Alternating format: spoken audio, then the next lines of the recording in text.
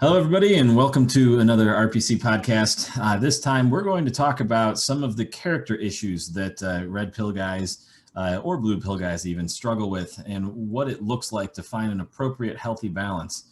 Now, this is something that gets talked about quite a bit at MRP that some guys just can't seem to wrap their heads around. It's the reason that so many guys go Rambo instead of being able to build a fun, healthy frame. But what, in your guys' mind, does an appropriate red pill man's character look like?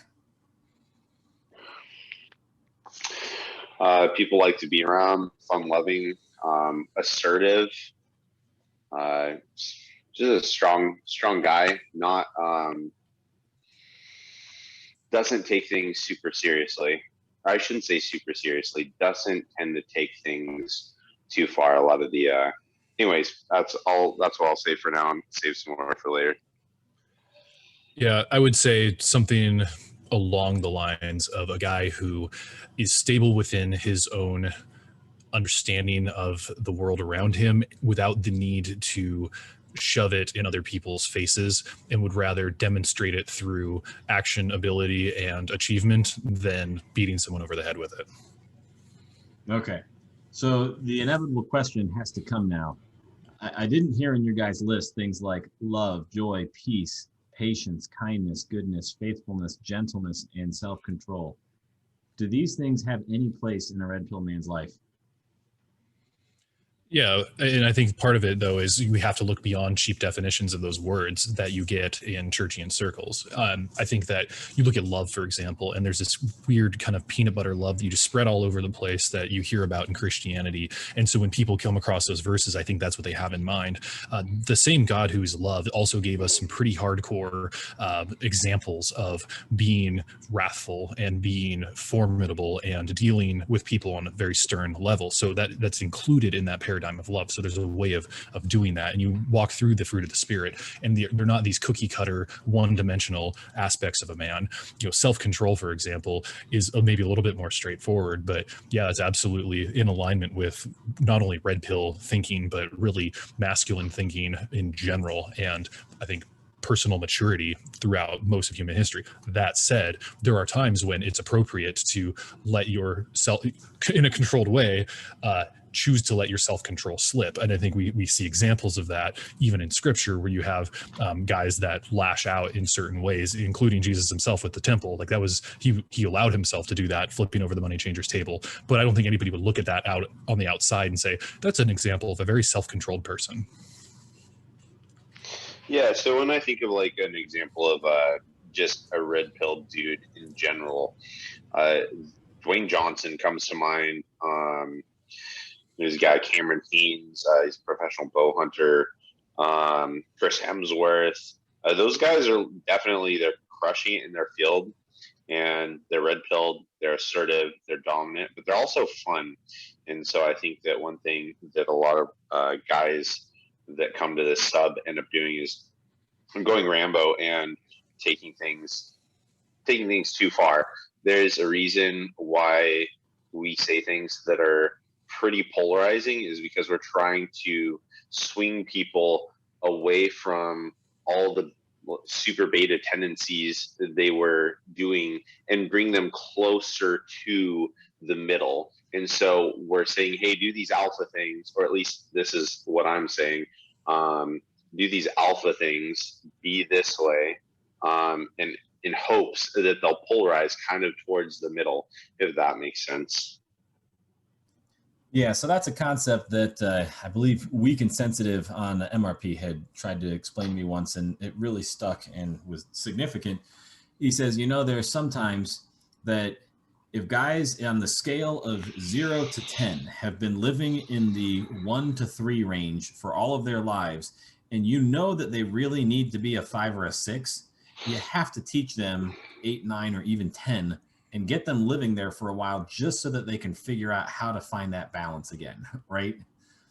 And so there's definitely an element in red pill circles that we try to give guys so much of a dominance and a charisma and a lot of just assertiveness. in order to get them to cross that threshold to be able to find a healthier balance. Do you think, though, that with some people it's possible we've gone too far in only expressing certain qualities and character traits, that it ends up being more destructive to their character and encourages Rambo phase because they don't see the balance being taught up front?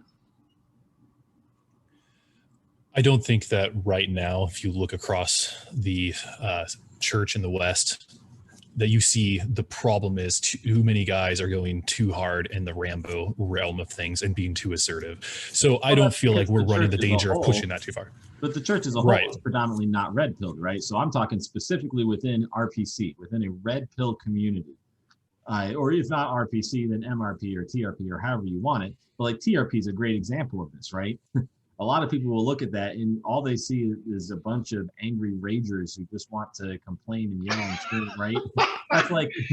That's the stereotypical TRP guy. Not to say that that's what the mature people on there think, but there is definitely a sense, especially if you read the Ask RPC types of things that people bring up and how they go through the comments.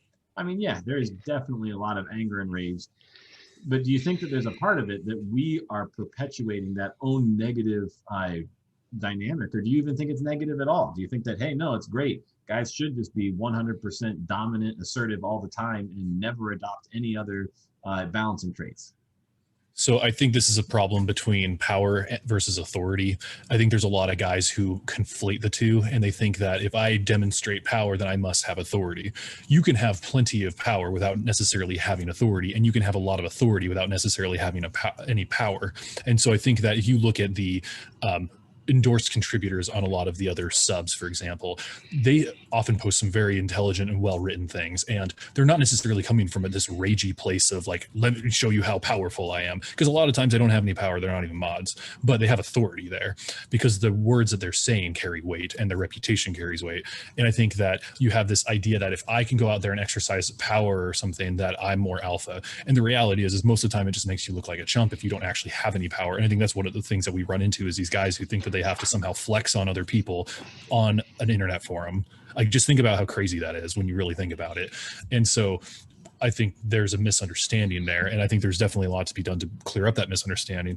But to a certain point, people kind of have to come around to some of these realizations on their own. And we've had some guys who've done that. It started off going really hard, and then after getting rebuked and kicked in the keister enough times, they finally decided to come around and re-examine their approach, and then turns out they got that moderation. So, you know, if that's the end result, I don't necessarily see a problem with people for the first time maybe in their lives saying, I'm going to assert myself and see where the boundaries may lay. I think the difference is in our modern world, guys don't have that opportunity outside of these weird corners of the internet.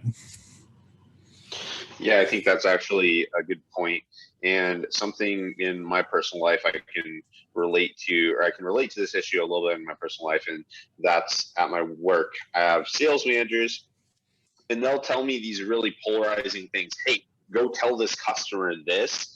And if I verbatim quoted those words to the customers, I would lose out on so many sales, and people would walk away super pissed. So there's a degree of I don't know if interpretation is the right word. I can't think of the word, but there's a degree of like, you have to filter, or I have to filter what I hear from the sales managers and then go relay that to customers. And I think it's a similar thing here, where we say these super polarizing things in hopes that you will get to that place where you can test these things out and learn these boundaries, kind of learn them, and then hopefully polarize back or swing back to the middle. Yeah, and I think to a certain degree too, we have this issue of confidence versus arrogance, right? It's been said, I don't remember where I first heard it, but confidence is the belief that you will win.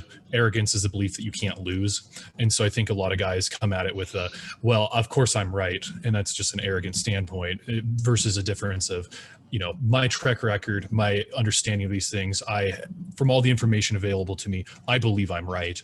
But if I find that I'm wrong based on, the evidence presented to me, I'd be happy to change my mind, because at the end of the day, I want to be right.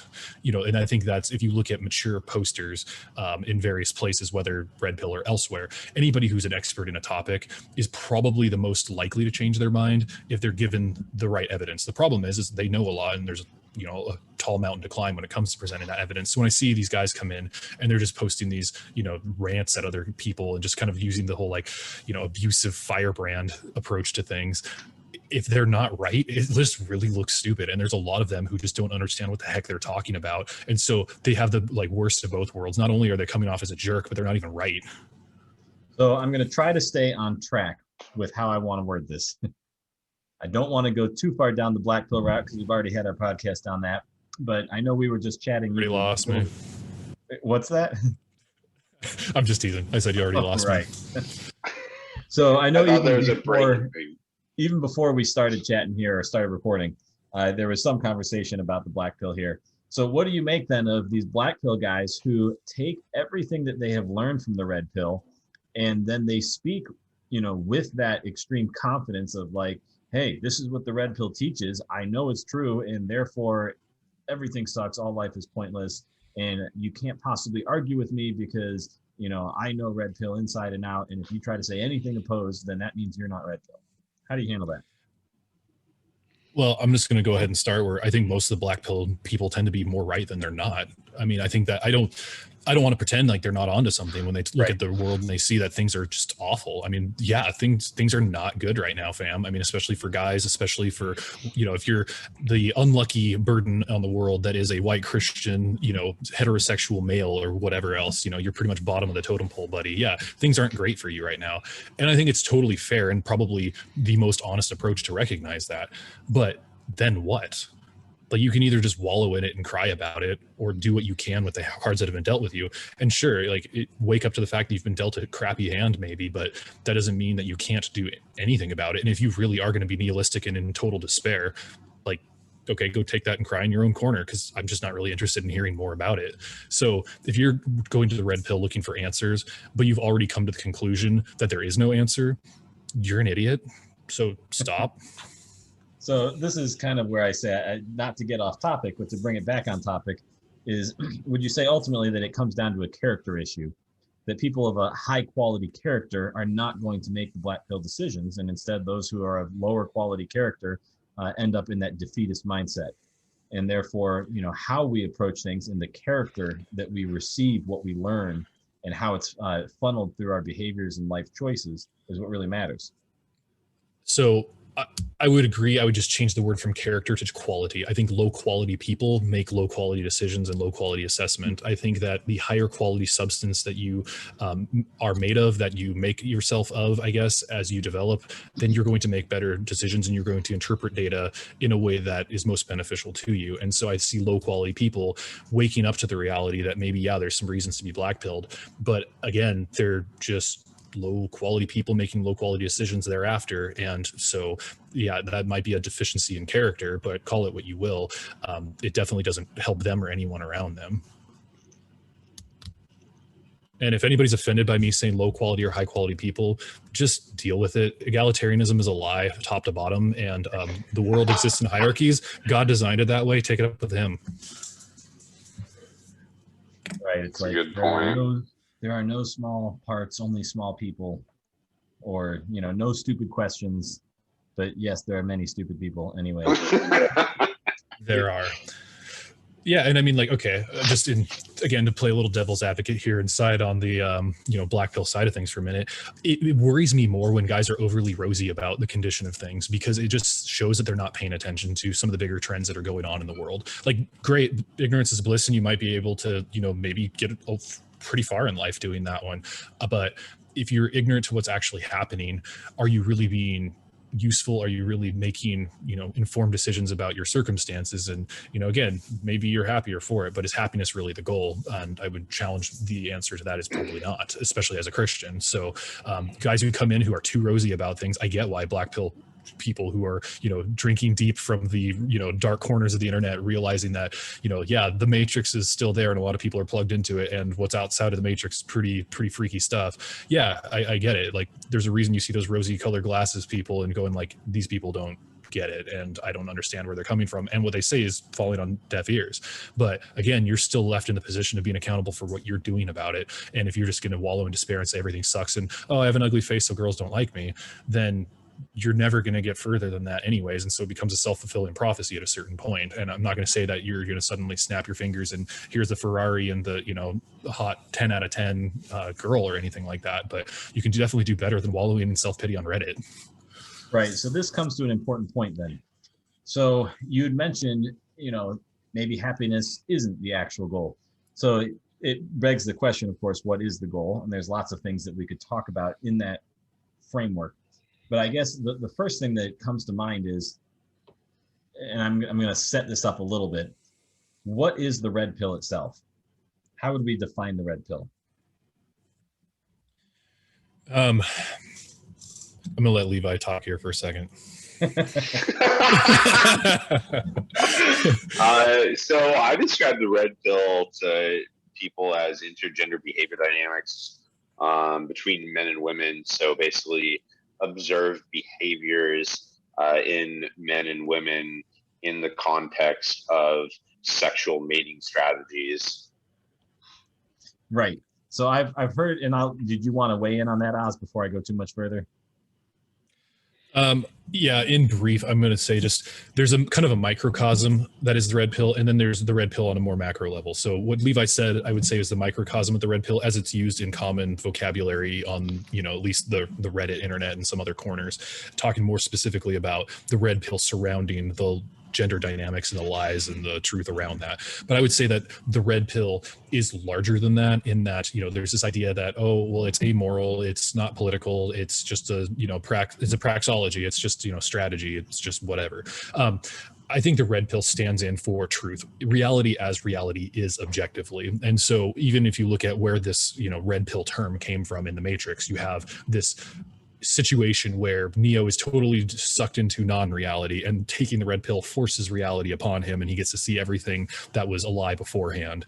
And it's kind of a progressive revelation from there too. So I think that the red pill conceptually is a pursuit of truth.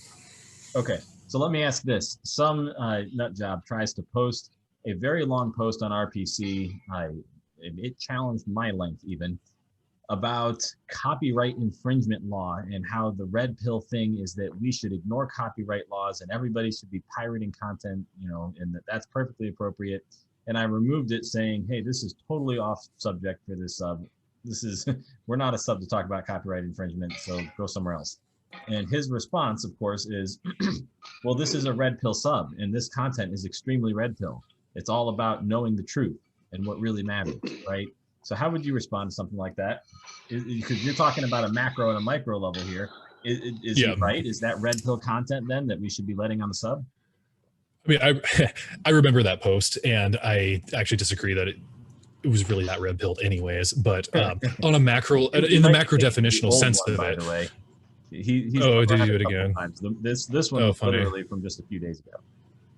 Okay, I didn't read that one, so I can't comment on the content. But I guess from a macro definitional perspective, yeah, it could be red pill content if it's in service of the truth, especially a truth that has been intentionally subverted. So when 2016 rolled around and there was the Trump presidency, whatever, a lot of people were using the term where they were getting red pilled on politics, and none of it had anything to do with, sexual strategy, for example. So would that be appropriate for our sub? No, probably not. Is it tangentially related? Yeah, I mean, there are definitely some points in which it overlaps in the Venn diagram, but part of it is we can't go after, you can't go after truth as a concept in one shot either. So having a focused discussion here is important, because we're a small team of moderators, and the more focused the message is, the better people are served by it. So I think it's totally appropriate to remove that, because we're using red pill in the definitional sense of sexual dynamics in a Christian context. Right. So when we talk about the red pill, we're talking about the intergender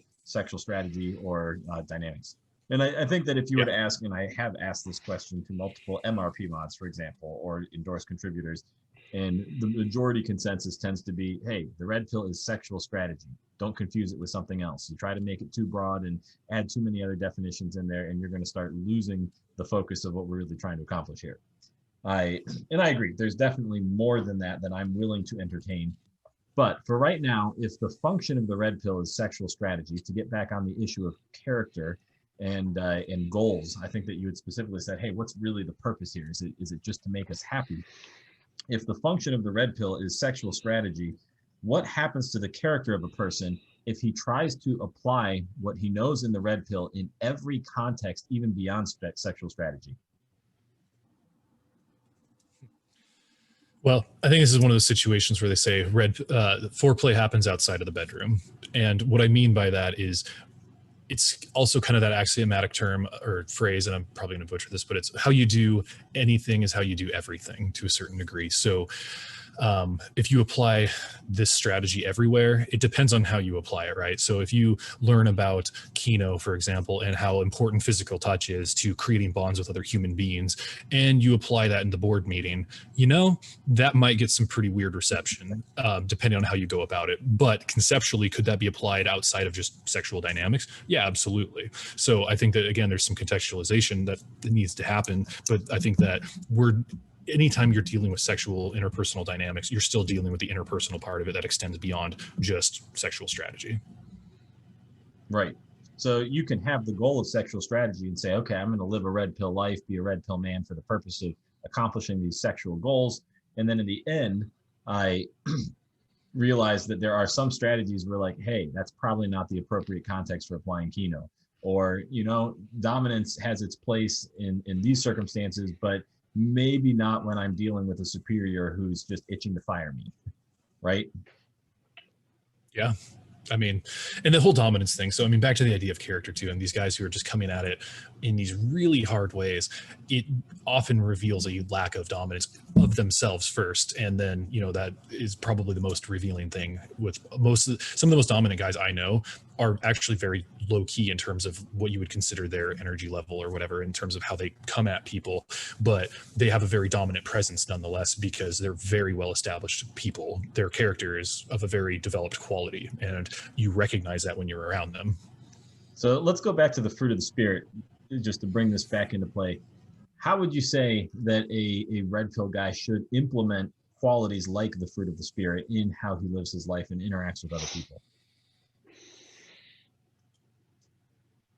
Levi, it looks like you're about ready to say something. No, I mean, like, your mic queued up, so I didn't want to cut you off. But let's use kindness as an example. Joking because you can't see me. I thought you were being funny. Yeah. But, sorry, John, didn't mean to cut you off again. Yeah. Okay, so kindness as the example. I'm going to go ahead and jump in on this one. The term magnanimous comes to mind, and it's of a similar quality there. Someone who is magnanimous is somebody who is kind to somebody that they don't necessarily have to be, right? Being kind to somebody who you need to be or are required to be for whatever reason, your customer, for example, is not virtuous. Being kind to somebody who you choose to be when you're in a position where you don't have to be, that is known as magnanimity, being magnanimous, and it's a very high character quality, and that is part of the fruit of the spirit of kindness. So I'll weigh in a little bit on the fruit. So those are things that I think you should strive to be like: the love, joy, peace, patience, kindness, goodness, gentleness, self-control. And I also think you can be dominant. And a lot of it's just going to be probably desiring, like for me, if I want to become more loving, more joyous, more peaceful, I'm going to pray for it, but I'm also going to practice doing those things and just trust that God's going to continue working in my life towards those things. And like, I also want to comment on the whole going Rambo. A lot of guys, myself included, sometimes and a lot of times in the past, go to Rambo in a situation and use the wrong context. I think that has to come with learning. I think you have to fail and learn when to apply certain things and maps them up in certain contexts. And that's where we're going to see guys hitting that kind of middle of the road instead of swinging uber left or uber right. So let me challenge this for a little bit. And I think that you're starting to hit, you've said two conflicting things here that I think would be valuable to clarify. And I'm partly to blame because I intentionally misled the conversation earlier without giving the full picture, which is to talk about that, hey, somebody's living at a 1 or a 2, we want to get them to 5 or 6, so let's preach an 8 or a 9 and get them to that middle point, because nobody will go all the way, right? Or you have to give them the 8 or 9 12. So that concept, challenge accepted. Right. So that concept makes sense in specific individual quality traits that are really on a spectrum. So like on the spectrum of passive versus assertive, right? It makes sense to be able to look at that as a singular spectrum. But I think a lot of what I see happening is actually people trying to treat as a singular spectrum certain qualities that are really independent of each other altogether. So for example, Jesus can be both dominant and aggressive and assertive, and have a laser focus on his mission and be able to tell one lady, you know what, forget you and your daughter, I'm not going to heal her because you're not part of my mission field. And she has to like make this bravado display of humility, calling herself a dog and literally degrading herself in front of him in order to develop some kind of sympathy for her cause. And so he eventually heals her. But right, we have this situation where Jesus is so focused on his mission that he says, forget you, until he's persuaded otherwise. But then we have other situations where Jesus looks on a crowd and it says he has compassion on them. Right? And so you can have both traits simultaneously, and it doesn't have to be a spectrum of like, well, you live in the middle. In reality, it could be that you can be a fully 100% dominant person and a fully 100% compassionate person, right? And so then at that point, the issue is, what are the contexts in which we apply different character traits? Thoughts? I think really what I just keep coming back to is I think that we just have a very cardboard view of what the fruit of the Spirit are. I mean, you're getting at that point as well, but you look at something like gentleness. Jesus clearly demonstrated gentleness in some cases. David demonstrated gentleness in many cases in the Psalms. They also, were very aggressive people. They were very assertive and dominant. And so I think that some people want to apply gentleness as this, flannel graph Jesus and the lambs type of approach when it's not nearly so one-dimensional. You look at something like kindness again. Well, what is kindness? Is kindness sparing the murderer who goes around serial killing people? No, that's not kindness to the community to let that person go. So kindness has a component of it that may require justice, and for a lot of people I think that concept is just kind of lost there, and we still think about these in a very one-dimensional term. And so I think what we're seeing a lot of times when people go Rambo and they tend to go way off of the chart on one side of the spectrum is they are, for the first time when encountering red pill thinking or whatever, they're for the first time having to exercise some of these things that were forbidden to them for so long because they were told those are not qualities of a Christian whatsoever. And so they go off the rails. It's like the kid who was told all his life, and he grew up in a dry home, you cannot touch alcohol because it's just this awful, horrible thing no matter what. And then they go off to college and they go completely off the deep end. I had tons of friends like that. And the people who, and so we've all seen that. And I think that's what we're seeing people going on these like Rambo alpha benders or something, thinking that they've got some sort of self-control over it. And then the reality is no, they might need to hit that point where they wake up in the morning and they go, yeah, that actually was a kind of a terrible decision. I need to rethink how I'm approaching this topic. And I think we've seen that happen with some of these guys, but I think it's somewhat of a natural reaction after a lot of them have been told for so long. Any exhibiting of testosterone is forbidden. And I think that's been the message of the church for at least a generation. So would you say then that the way that the church, just to use service as an example, that the church then should not be serving people the way that it does, and instead it needs to filter service through a red pill lens and find a red pill dominant way to serve people? No, I think it needs to stop telling guys who want to serve in masculine ways to not do so. I think that I don't think that the church is doing service wrong. I think that they're doing service incompletely. There you go. That's what I'm getting at, right? And so there's a lot of people who I guess when I look at these concepts, what I see is people who are trying to say, hey, I want to follow the character of Jesus, but through my red pill lens. I don't want to look at the Bible and Jesus for who they are or what the truth is about the situation. I just want to be my red pill self. And if I read a trait that is inconsistent with my red pill framework of who I want to be, then I just need to reinterpret what that word means in a way that does fit my red pill framework. That's the danger that I don't want people falling into, right? Instead, Yeah. be able to acknowledge, hey, no. Jesus served people. I mean, for Mark 4:5 or 4 something, for even the Son of Man did not come to be served, but to serve and to give his life as a ransom for many, right? Or there's countless times that we see him just walking through the crowds, having compassion on people, saying, hey, I'm going to heal you. And most of the time, he's not looking for people to heal. Like that's part of that dominant perspective of I've got a mission, I'm going to do my mission. But when people came to him who had a need, he was also able to recognize that and say, you know what, I care about you. I'm going to stop what I'm doing to help you anyway. And so go ahead.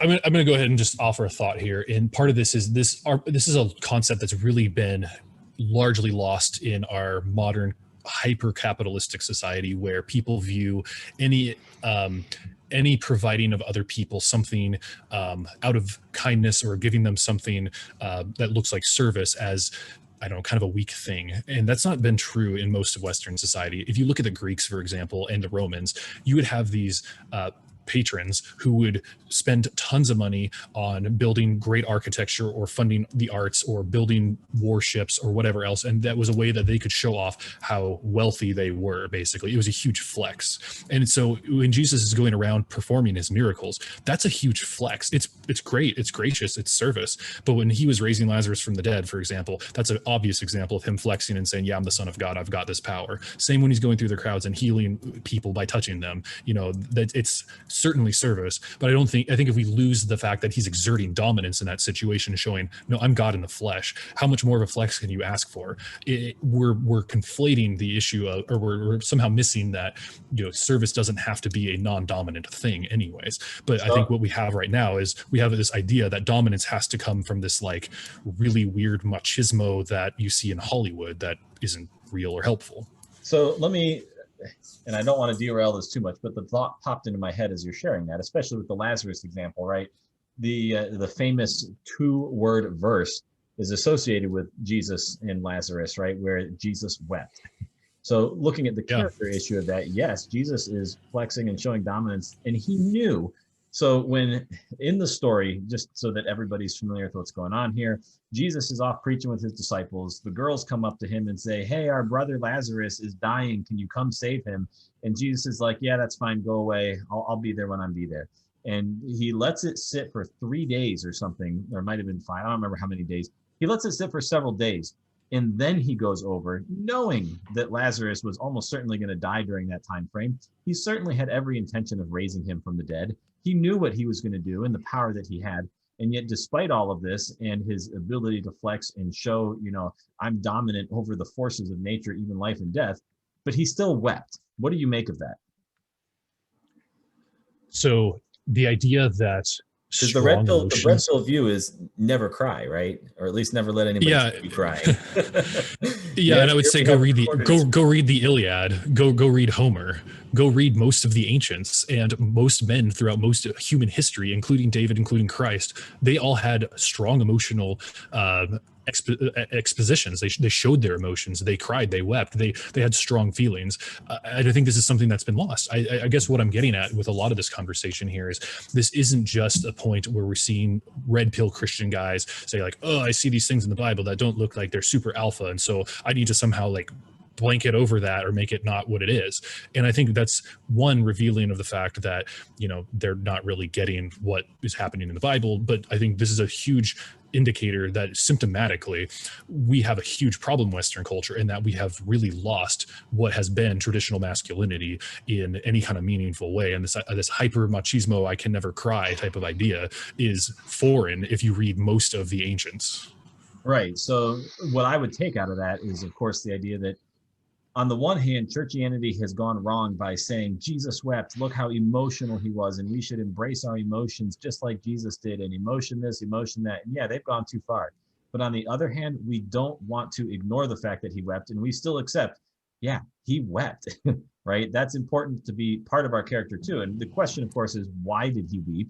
Well, presumably it's not because of Lazarus's death. I would have to imagine that he wept because of the fact that he saw the pain that the whole situation brought to the other people around him. He had compassion on them, and he's like, oh man, I hate to see you guys suffering like that, but yeah, don't worry, I'm going to still fix this. Right. And so he can have that compassion toward people. He can, sorry, were you going to say something, Levi? Yeah. Could it be that all the guys that were weeping are just good examples of masculine men, like Oz was referring to in the ancients? I think that in the red pill, a lot of the common trope is that women despise weak men. So if a wife sees her husband, who is a weak man, physically, mentally, emotionally, whatever, crying, she'll despise him. But if it's a guy that's, highly respected in her eyes, crying, I guess, gives a different, it's received differently. Well, the big thing is, what are you crying about? Guys today cry about stupid things. Most of our life is so easy that there's nothing to cry about. And so, yeah, a guy shouldn't cry about stupid things. Oh, I lost my job. Yeah, they grow on trees. It might not be the job you want, but there's plenty of them out there. You'll be fine. You're not going to starve. Get over it. What Jesus and other, people in human history that are examples of masculine men who are weeping. It's like, yeah, my entire army got destroyed and I probably don't have a nation anymore. And all of my people are going to be sold into slavery. This is terrible. Yeah, you can cry then. Right. So yeah, the conclusion that I want to pull out of all this, I guess, is to say that, just as you can be stoic and straight-faced in the face of pain and danger and frustration, you can also weep, right? It doesn't mean that you have to find a balance between like, well, I'll cry, but only one tear, right? We're not trying to create some weird balance between the stoicism and the tears. Instead, we're saying, there are contexts where it's appropriate. There's contexts where it's not. And we can be able to live up both virtues simultaneously in their proper context. In the same way that we can say, there is a time to be rigid and stern with somebody, and there's a time to be compassionate toward them. There is a time to be nipping at somebody's heels and another time to be patient, right? And so there's times when we need to be able to take these character traits and say, well, I'm not going to compromise the character trait and make it less than it is just because I want to meet my red pill ideal. Instead, I want to be able to understand the appropriate context in which, when did Christ express this trait and when did he express that one, and how can I follow in that example? Yeah, I would say, I know we're running up on time here, but a big part of this issue to me is that somebody who isn't able to appropriately feel sorrow is probably not appropriately able to feel joy or express it. And the thing is even just from a sexual strategy standpoint, people who are joyful, people who are really exuberant, feels as reals for women. They feed off of that stuff. It helps you. And the thing is, so many guys are so constipated this way, where they think they just have to be this flatline stoic weirdo, that it doesn't help them even in that arena. So even if that is your main aim here, learn how to control your emotions, but that control doesn't mean suppress. Learn how to let those out in ways that are beneficial, I guess. And so, your range might be really narrow, and by opening up that range, higher highs and lower lows under control, I'm not saying become bipolar or something, as if you could, but having the ability to express those things is going to improve in that area as well. Right. If I had to give it a shortcut phrase, don't throw the baby out with the bathwater. Ever wonder why they made that phrase? I do. Those poor babies getting tossed out with the bathwater. All right, guys. I do have to go. I got to do some meal prepping, and this has been really fun, though. And I will talk to you guys. I don't know if this is fairly well for everybody. This is fairly well for me. Yep, I'm out too. Take care, guys. All right, talk to y'all later.